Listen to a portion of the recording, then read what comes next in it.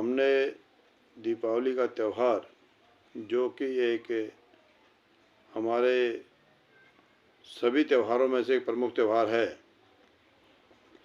उस पर भी सरकार के निकम्मेपन की वजह से और हमारा कुप्रबंधन जो डीटीसी का मैनेजमेंट है, उसकी वजह से 3 माह से हम लोगों को पेंशन नहीं मिली है। और किस तरीके से हम लोगों ने अपने घरों में दीपावली का त्यौहार तक हम नहीं मना पाए हैं, इससे बड़ी और सरकार के लिए शर्म की बात कोई हो नहीं सकती है। मैं डीटीसी सेवानिवृत्त कर्मचारी संघ का महामंत्री होने के नाते ये आप सब लोगों को बताना चाहता हूँ कि हमने पिछले 5 महीने के अंदर 40 से ऊपर पत्र लिखे हैं। हमने कोई अथॉरिटी दिल्ली की नहीं छोड़ी है, चाहे अपना प्रशासन से लेकर के, चाहे सरकार से लेकर के, चाहे एलजी महोदय तक।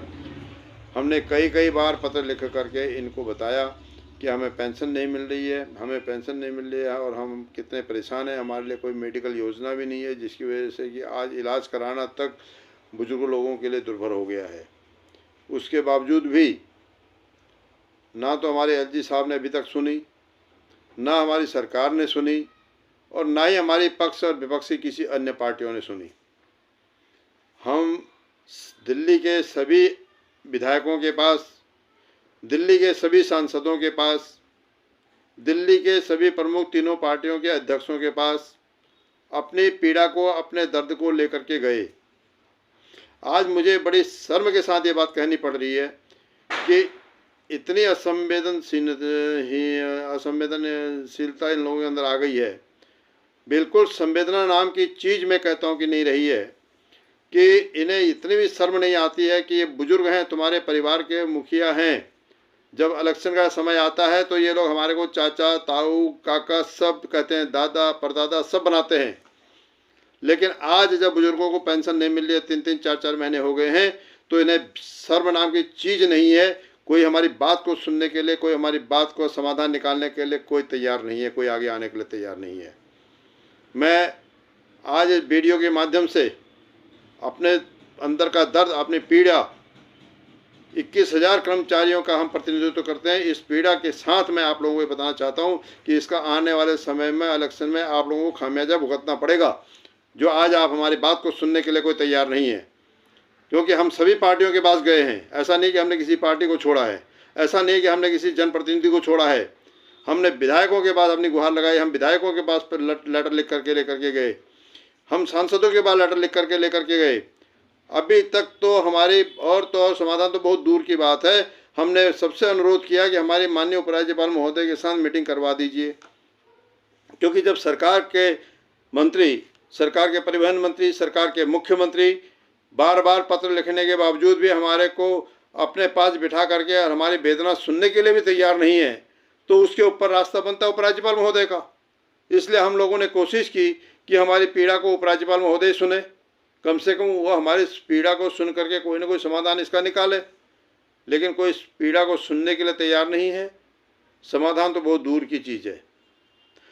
आज बहुत पीड़ा के साथ, क्योंकि त्योहारों के बाद में मैं अपने जो हमारे 21,000 बुजुर्ग हैं, उनकी पीड़ा को मैं समझते हुए और एक जिम्मेदार पदाधिकारी होने के नाते मैं इस बात को स्पष्ट रूप से कहना चाहता हूं कि जो भी जनप्रतिनिधि आज हमारी बात को इग्नोर कर रहे हैं, नहीं सुन रहे हैं, हमारे को ये समझते हैं कि भाई ये तो हमारे पास काम के लिए आए हैं, लेकिन आने वाले समय में आप भी हमारे पास काम को लेकर के आओगे।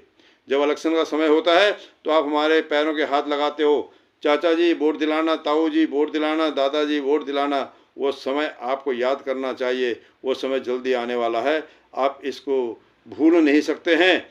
जब इन डीटीसी के कर्मचारियों ने, जो पूर्व में जनप्रतिनिधि रहे हैं, आज इसके माध्यम से मैं आपको बताना चाहता हूं, राजेश पायलट को राजस्थान तक जाकर के डीटीसी के कर्मचारियों ने नहीं छोड़ा था। जैसा उन्होंने सताया था डीटीसी कर्मचारियों को, राजस्थान में इलेक्शन के दौरान में राजस्थान गए थे और वहीं उनके नाकों चने चबवा दिए थे। उनको वहाँ जा कर के कहा था कि आप, उन्होंने मजबूर होकर के फिर उनको कहना पड़ा था कि आप दिल्ली जाइए और अपनी ड्यूटी ज्वाइन करिए, क्योंकि उस समय हमारे 4000 आदमी हमारे नौकरी से निकाले हुए थे।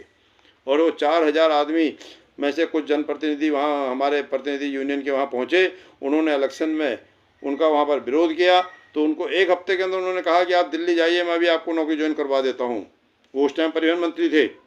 ऐसे ही आज के जनप्रतिनिधियों को भी अहंकार है, इतना अहंकार है कि आज हमारी बात सुनने के लिए तैयार नहीं है, और ये अहंकार इनका बहुत जल्दी निकलेगा। हमारा तो समाधान कुछ न कुछ ऊपर वाले के हाथ में है, अब हमें इनसे कुछ उम्मीद भी नहीं है। कुछ न कुछ समाधान निकलेगा ही निकलेगा, और नहीं निकलेगा तो परमात्मा समाधान इनका भी करेगा। इसी की पीड़ा के साथ मैं आज अपनी बात को समाप्त करता हूँ, और ये उम्मीद करता हूँ कि परमात्मा इनको सद्बुद्धि दे, और इनको जल्दी से जल्दी हमारी बात सुनने के लिए, हमारा समाधान करने के लिए इनको कहीं न कहीं इनको सद्बुद्धि दे, और ये उसकी तरफ ध्यान दें। धन्यवाद साथियों।